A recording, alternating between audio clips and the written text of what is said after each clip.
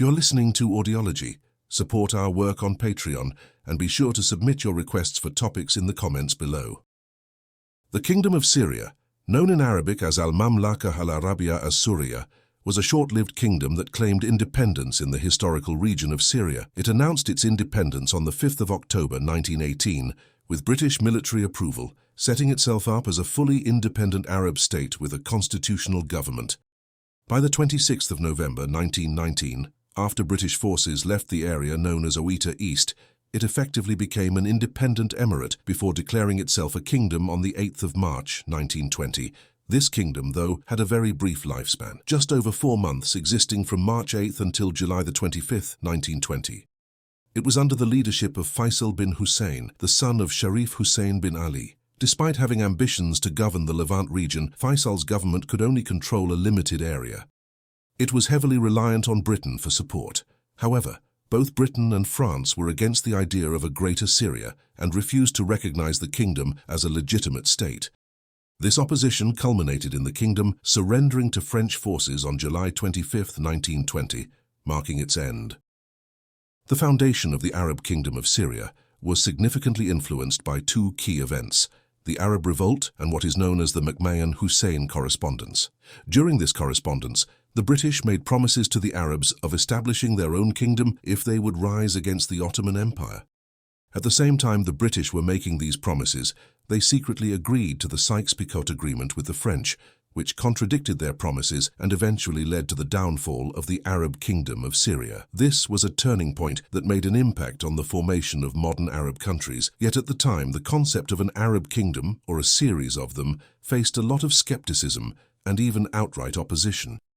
This resistance was partly because the French and British had a strong hand in sparking the revolt and in setting up what we would now call puppet states. These countries poured money and military aid into the region to support leaders who aimed at empire building rather than true Arab nationalism. This approach played a big part in the collapse of most early Hashemite kingdoms, like the Kingdom of Hejaz and the Kingdom of Iraq. Moreover, many Arabs were deeply concerned about the Hashemite family from the Sharif of Mecca, taking power away from the Ottoman Sultan, who had their loyalty for hundreds of years. As World War I was nearing its end, the British-Egyptian Expeditionary Force, led by Edmund Allenby, triumphantly captured Damascus on the 30th of September 1918. Merely a few days afterward, on the 3rd of October, Faisal made his entry into the city, an occurrence that initially brought jubilation. Nonetheless, this joy was quickly overshadowed when Faisal became aware of the Sykes-Picot Agreement. He had been anticipating the establishment of an independent Arab kingdom in honor of his father, but was taken aback to learn about the scheme to divide the territory, which allocated Syria under French dominion. Faisal felt betrayed by the British, although he remained hopeful that a more equitable agreement could be attained following the war. On the 5th of October, with General Allenby's endorsement, Faisal proclaimed the establishment of a fully independent Arab constitutional government. He imagined this government to be built on the pillars of justice and equality for every Arab, irrespective of their religious faith. This proclamation alarmed Georges Clemenceau, the French Prime Minister, who was perturbed by the rise of a quasi-independent Arab state that was devoid of international acknowledgement and appeared to be backed by the British. Despite Allenby's reassurances that these measures were provisional, friction was mounting among the British, the French, and the Arabs. For Arab nationalists and those who had partaken in the Arab Revolt, the proclamation of an independent state symbolized the fulfillment of a long-cherished aspiration. After World War I ended, leaders gathered at the Paris Peace Conference in 1919 to shape the future of nations defeated in the war, particularly focusing on what would happen to the territories of the once powerful Ottoman Empire in the Middle East. Faisal, a key figure at the conference, championed the cause of Arab independence. The fate of these Arab lands became a hotly debated issue, mainly between the French and British, who both had their eyes on expanding their influence in the region. In May 1919, the Prime Ministers of France and Britain met at the well-known Quai d'Orsay to hash out who would get control over key areas in the Middle East. They eventually struck a deal. The French would get Syria if they supported the British in getting a mandate over Mosul and Palestine. Around the same time, an American proposal aimed at understanding what the local people desired led to an agreement to create a commission. Although initially on board, Britain and France later withdrew their support. This left the King Crane Commission in 1919 as an entirely American undertaking.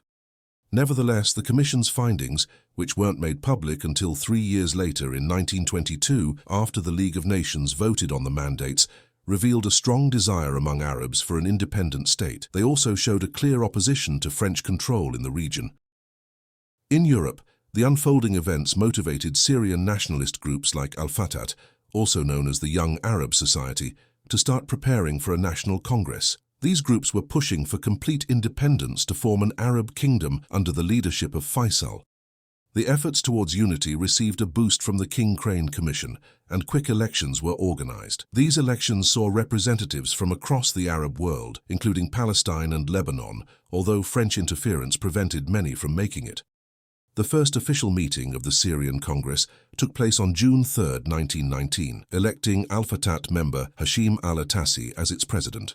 When the King Crane Commission reached Damascus on June 25, 1919, they were greeted with a strong message through leaflets that read, "Independence or Death." On July 2nd, the Syrian National Congress in Damascus adopted the Damascus Program. This set of resolutions demanded the establishment of a fully independent constitutional monarchy with Faisal at its helm.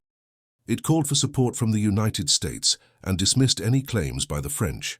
The proposed borders outlined in the resolutions spanned the Taurus Range in the north, included a line from Rafah to Al-Jouf, and followed the Syria-Hejaz border below Aqaba in the south, with the Euphrates and Kabul rivers forming the eastern boundary and the Mediterranean Sea to the west.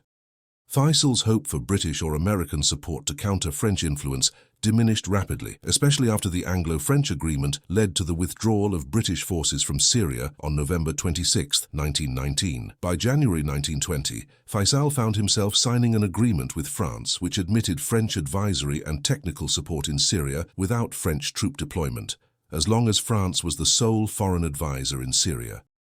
This compromise angered Faisal's anti-French and independence-driven supporters, leading to his retraction of the commitment. Subsequently, violent assaults on French troops occurred, and in March 1920, the Syrian Congress declared Faisal King of Syria, marking the official establishment of the Arab Kingdom of Syria, with Hashim al-Atassi as Prime Minister and Yusuf al-Azma handling military roles. This decision was quickly denounced by both the British and French, prompting the Allied powers to convene the San Remo Conference in April 1920 to decide on how Middle Eastern territories would be divided under the League of Nations mandates. Faisal and his followers rejected this. After a period of turbulence and failure to meet the conditions agreed with the French, French Forces Commander General Henri Gouraud presented Faisal with a stark choice on July 14, 1920, surrender or fight.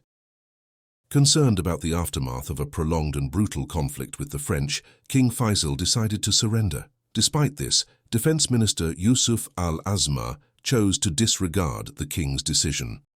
He took charge of a small force, primarily equipped with personal weapons, to challenge the French as they moved into Syria. Unfortunately, this force stood little chance against the French artillery. During the Battle of Maysalun, the Syrian troops were quickly overpowered by the French, and General al-Azma lost his life in the battle. This defeat led to the siege and subsequent capture of Damascus on July 24, 1920. Following this event, the French mandate for Syria and Lebanon was established. After giving in to French troops, Faisal was forced out of Syria, taking refuge in the United Kingdom in August 1920. Just a year later, in August 1921, he was given the opportunity to become King of Iraq under British control. Following the capture of Damascus, a government that supported France, led by Aladdin al-Drobi, took over the next day, on July 25th, 1920. Then, on September 1st, 1920, General Gouraud split the French-ruled territory of Syria into smaller states, aiming to make it easier for France to maintain control. Despite its short and troubled history, the kingdom became a significant source of motivation for future Arab movements seeking freedom.